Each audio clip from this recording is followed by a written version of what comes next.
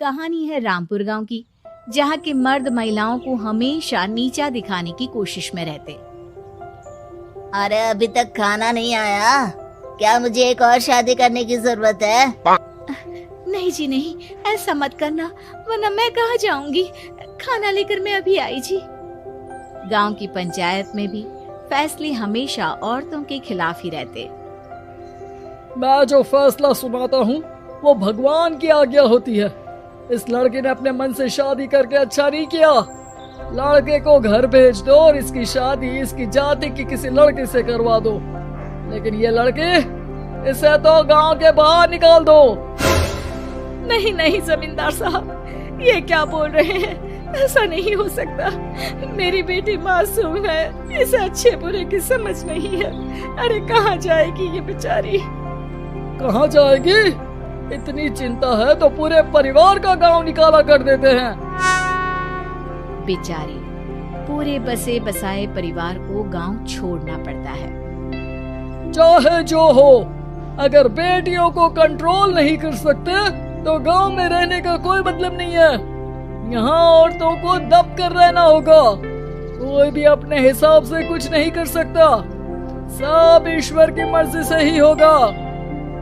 तभी गांव का एक आदमी दौड़ा दौड़ा आता है। सरपंच साहब, जमींदार साहब, वो कालिया है ना, उसकी बेटी पढ़ने के लिए शहर जा रही है। अच्छा, ये कब हो गया? और कालिया की हिम्मत कैसे हो गई ऐसा करने की? लेकर आओ उसे और उसकी बेटी को। बस फिर क्या था, हाजिर हो जाते हैं कालिया और उसकी बेटी सरपंच के सामने। और कालिया, ये क्या सुनने में आ रहा है? बेटी को इंजीनियर बना रहा है तू? और ये बता, गांव में तो स्कूल नहीं है, फिर कहां से इतनी क्लास पास कर गई तेरी बेटी? राधा, जो कि कालिया की बेटी है, उसे लगता है कि सरपंच उसकी तारीफ कर रहे हैं। सरपंच जी, मैंने ऑनलाइन पढ़ाई की है, डिस्टेंस लर्निंग से। सभी में मैंने अच्छे नंबर पाए हैं, जिसे देखते हुए शहर की इंजीनियरिंग कॉलेज में मुझे स्कॉलरशिप मिली है। वाह जी वाह, क्या होती है ये? पहले तो ये बताओ, फिर आगे की बात करते हैं। पूरा गांव राधा की बात सुन रहा था और राधा बोलती जा रही थी। तो ऐसे मैं फ्री में एक अच्छी शिक्षा लेकर गांव में जो कुछ परेशानियां हैं, जैसे बिजली, पानी और इंटरनेट जैसी समस्याओं के लिए काम करूंगी। मैं गांव को शहर से जोड़ने के लिए पुल का निर्माण करवाने का प्रस्ताव रखूंगी। मुझे पूरी उम्मीद है कि जल्द ही हमारा गांव भी तरक्की की राह पर चल पड़ेगा। राधा की बात सुनकर सारे गांव वाले ताली बजाने लगते हैं। सरपंच को समझ नहीं आता कि वो क्या करे। चुप रह नादान लड़की, गांव के खिलाफ जाने के लिए तुझे गांव से बेदखल कर दिया जाएगा, वो भी पूरे परिवार के साथ। और हाँ, अगर ठीक से गांव में रहना चाहती है तो ये पढ़ाई लिखाई छोड़ दे। हम तेरे लिए गांव का कोई होनहार लड़का देखेंगे। तभी गांव का एक आदमी बोल पड़ता है। अरे नहीं नहीं सरपंच जी, राधा बिटिया जो बता रही है, अगर वैसा हो जाए तो हम लोगों को पैसा कमाने के लिए बाहर नहीं जाना पड़ेगा। हाँ जी, और ना ही कोसों दूर पानी के लिए भटकना पड़ेगा। हमारे बच्चे भी अच्छी पढ़ाई कर सकेंगे और आगे बढ़ेंगे, ना कि हमारी तरह खेती करते बैठेंगे।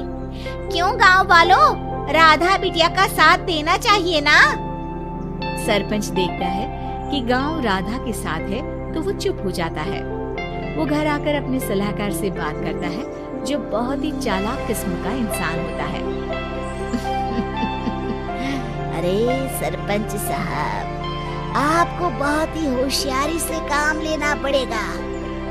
एक बार गांव तरक्की कर गया, यहाँ के बालक पढ़ लिए तो कोई ना पूछेगा आपको। और फिर ये जो बेटा और बेटी है ना आपके, इनको भी आम लोगों की तरह ही जीवन जीना होगा। हाँ, लेकिन करे तो क्या करे? वो ना आप मुझ पर छोड़ दीजिए, बस मैं जैसा बोलूं करते जाइए। अगले रोज सुबह जब गांव वाले सोकर उठते हैं तो राधा के घर के बाहर और साथ ही वो लोग जिन्होंने राधा का सपोर्ट किया था, उनके घर के आगे लाल रंग से कल आऊंगी लिखा होता है। कल आऊंगी, यह क्या होता है? अरे यह तो खून से लिखा है, लगता है कोई भूत प्रेत या चुड़ैल का साया है। चलो सरपंच जी के पास चलते हैं। सभी सरपंच के पास जाकर उसे सारी बात बताते हैं। अरे ये तो बड़ी मुश्किल की बात है।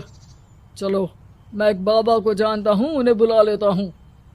सरपंच बाबा को लेकर गांव के घर के बाहर जाता है। ओहो, तो ये वो चुड़ैल है जो उन लोगों को निशाना बनाते हैं जो गांव को बदलने का सपना देखते हैं। वो गांव को ऐसे ही संपन्न देखना चाहती है, वो नहीं चाहती कि कोई बाहरी यहाँ का कायाकल्प करे। क्या तुम लोगों में से किसी ने गांव को बदलने की सोच रखी है? तभी राधा की माँ रोते रोते आती है। मेरी राधा घर से गायब हो गई है। अरे कोई तो बचाओ, मेरी बच्ची कहाँ गई?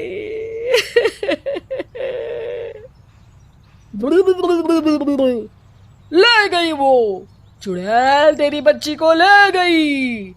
अब वो उसे श्रापित करके छोड़ेगी, उस पर चुड़ैल का साया हो जाएगा। तभी बुरी सी हालत में राधा भी वहां आ जाती है। उसके बाल चुड़ैल की तरह फैले होते हैं और कपड़ों में खून लगा होता है। सभी राधा को देखकर डर जाते हैं। माँ, पता नहीं मुझे कौन उठा कर ले गया था। अरे दूर दूर हो जा चुड़ैल, अब हम लोग इस गांव में नहीं रुकेंगे। अरे कैसे बातें कर रहे हैं आप? कल तो आप मेरे भरोसे गांव का हुलिया बदलने, अपने बच्चों को पढ़ाने और तरक्की उन्नति की बात कर रहे थे, तो आज क्या हो गया आपको? ये फिर तुम लोगों को बहकाएगी। ये चुड़ैल गांव में आ चुकी है, ऐसे ही ये तुम्हारे घर के बच्चों को भी ले जाएगी। गांव वाले राधा को गांव से बाहर निकाल देते हैं। उसके माँ बाप रोते रहते हैं, लेकिन गांव वाले नहीं मानते। मैं भी अपनी बहन के साथ गांव के बाहर रहूंगा, लेकिन वो पढ़ाई नहीं छोड़ेगी। वहीं सरपंच के घर पर सलाहकार कहता है। देखा, सांप भी मर गया और लाठी भी नहीं टूटी। लेकिन अगले ही दिन सरपंच के घर के बाहर भी वही शब्द लिखे होते हैं। और फिर सरपंच की बीवी कहती है, हमारी बेटी को किसी ने अगवा कर लिया है। तभी राधा का भाई वहां आ जाता है। अरे गांव वालों, मैंने सरपंच जी की बेटी को देखा था। वो चुड़ैल उसे उठाकर ले जा रही थी। अरे क्या मजाक कर रहे हो? नहीं नहीं सरपंच जी, आप नहीं जानते। वो चुड़ैल अब आपकी बेटी में आ जाएगी, जैसे राधा के अंदर आ गई थी। तभी सरपंच की बेटी वैसी ही हालत में वहां आती है जैसे राधा आई थी। पापा, पता नहीं कैसे मैं गायब हो गई थी। चुड़ैल, इसके अंदर भी चुड़ैल का साया है, मारो इसे। अरे नहीं नहीं, इसे भी राधा के पास गांव के बाहर ही भेज दो। अरे चुप रहो, मेरी बेटी कहीं नहीं जाएगी और चुड़ैल वुड़ैल कुछ नहीं होता है। अरे कैसे बात कर रहे हो सरपंच जी? आप तो बोल रहे थे कि आपका फैसला भगवान का ज्ञान होता है, तो अपने पर बात आई तो अब आप ऐसे बोल रहे हैं। अरे ना ना ना, आपको अपनी बेटी को त्यागना ही होगा। अरे बुलाओ बाबा को। राधा का भाई बाबा को ले आता है, जिसे अब गांव वालों के डर के कारण सच बोलना पड़ता है। मैं कोई बाबा नहीं हूँ, मैं तो मोची था। ये सलाहकार महोदय ने मुझे कहा था एक्टिंग करने को। अब वो मुझे पैसे देने वाले हैं। अब मुझे माफ कर दो। गलती हो गई, मुझे माफ कर दो। तभी वहां राधा आ जाती है। देखा सरपंच जी, जब गांव के बच्चे साक्षर होंगे तो आप जैसे लोगों की चालाकी नहीं चलेगी।